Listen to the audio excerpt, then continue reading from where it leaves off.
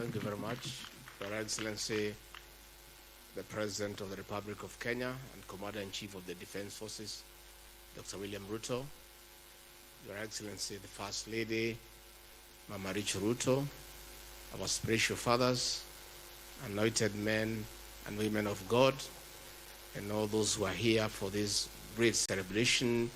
God is good, and all the time. Thank you very much, Your Excellency. We will never tire to express our gratitude to our spiritual fathers, to our anointed men and women of God, for always holding your leadership in prayer and for always praying for this country. These prayers could not have come at a better time when we need to heal our land from the challenges that be there for this nation. Your Excellency, as we hold these prayers for rain, 5.3 million Kenyans are staring at starvation.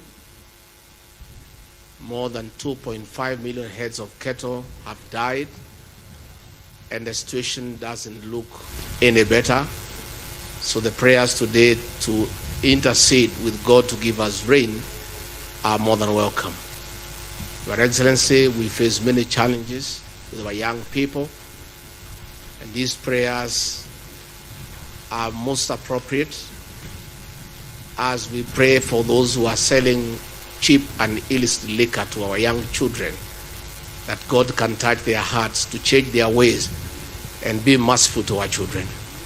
So, Your Excellency, as these prayers continue, your government also continues to do its part.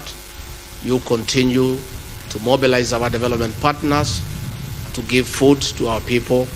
You continue to make interventions to restore security in the Great Rift.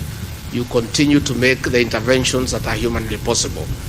As our spiritual fathers and anointed men and women of God continue to offer prayers to heal our land.